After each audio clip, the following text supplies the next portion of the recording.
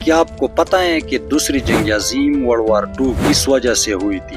یہ ایک پوسٹ مین کی وجہ سے شروع ہوئی جو خطوط ایک جگہ سے دوسری جگہ لے جاتا تھا۔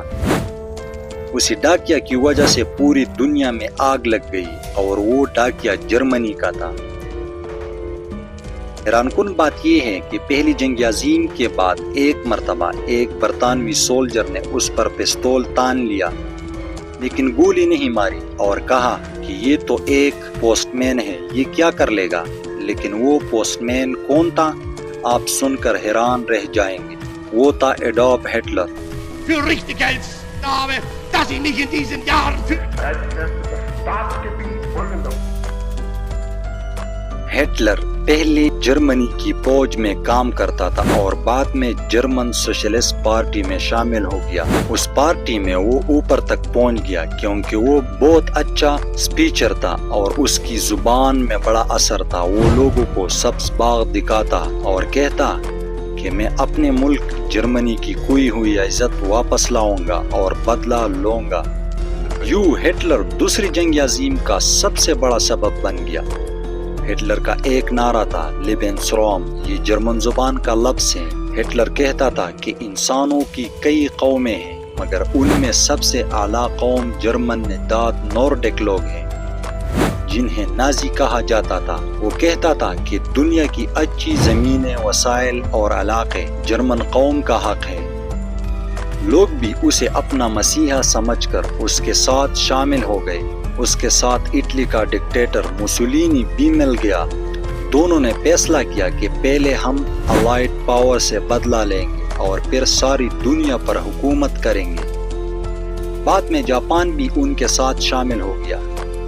جاپانی تو ویسے بھی جنگ کے جنون میں تھے۔ ان تینوں نے معاہدے کیے اور انہی کی وجہ سے دوسری جنگ عظیم شروع ہوئی۔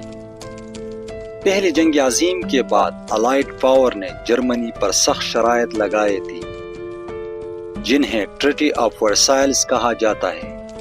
اس معاہدے میں طے ہوا تھا کہ فرانس کی سرحد کے قریب سے جرمنی اپنی فوج اور لوگ ہٹائے گا۔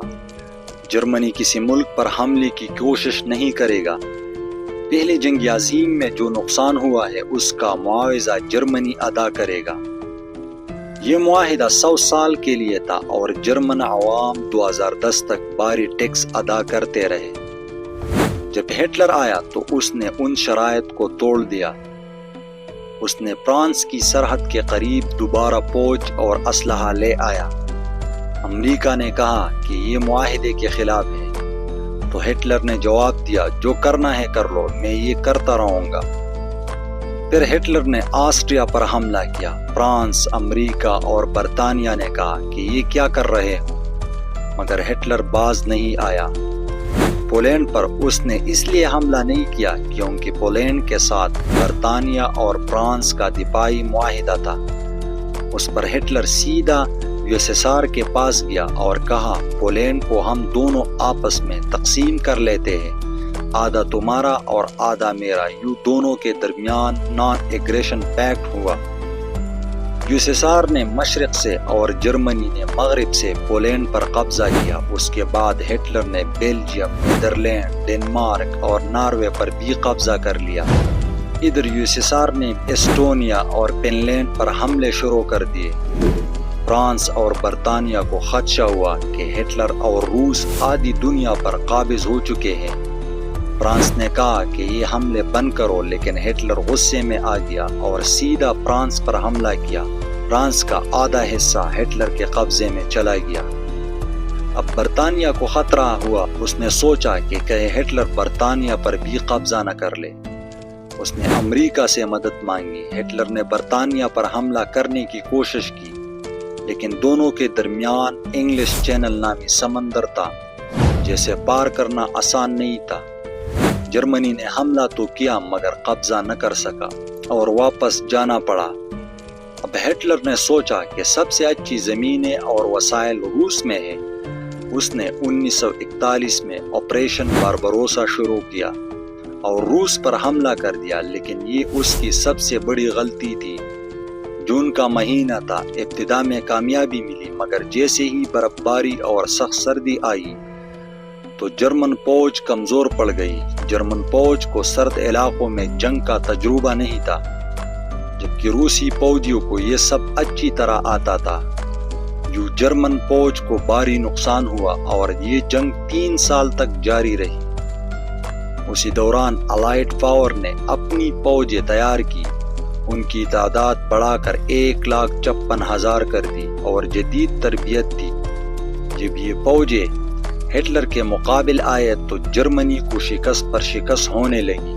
ہٹلر کو جب معلوم ہوا کہ اب ہار یقینی ہے تو اس نے خودکشی کر لی۔ اصل میں جرمنی کو فیصلہ کن شکست یوسیسار نے دی اور برلن میں اپنا جھنڈا گاڑ دیا۔ اٹلی کو بھی شکست ہوئی اور اب جاپان بچا تھا۔ جاپان اس وقت بھی چین کے ساتھ جنگ میں تھا اور کئی جزائر پر قابض تھا، مگر جاپان نے بڑی غلطی کی اور پیرل ہاربر پر حملہ کر دیا، جو امریکہ کا فوجی بندرگاہ تھا۔ یہ جگہ جاپان سے بہت دور تھی۔ اس کے بعد امریکہ نے جاپان کے ساتھ جنگ شروع کی۔ امریکہ کو زیادہ کامیابیاں ملی اور تاریخ میں یہ لڑائی بیٹل آف میڈ وے کہلائی۔ اسی دوران امریکی سائنسدان نے ایٹم بم ایجاد کیا۔ یہ پہلا موقع تھا کہ ایٹم بم جنگ میں استعمال ہوا۔ 1945 میں امریکہ نے جاپان پر 2 ایٹم بم گرائے۔ پہلا ایٹم بم ہیروشیما میں گرایا گیا، جس میں تقریباً 1,00,000 لوگ مارے گئے، اور دوسرا ناگاساکی پر، جس میں 80,000 لوگ ہلاک ہوئے۔ ان بمباریوں کے بعد جاپان نے ہتھیار ڈال دیے۔ امریکہ نے جاپان کے تمام اختیارات اپنے ہاتھ میں لے لیے، اس لیے آج تک جاپان کی اپنی فوج نہیں ہے۔ یوں دوسری جنگ عظیم ختم ہوئی۔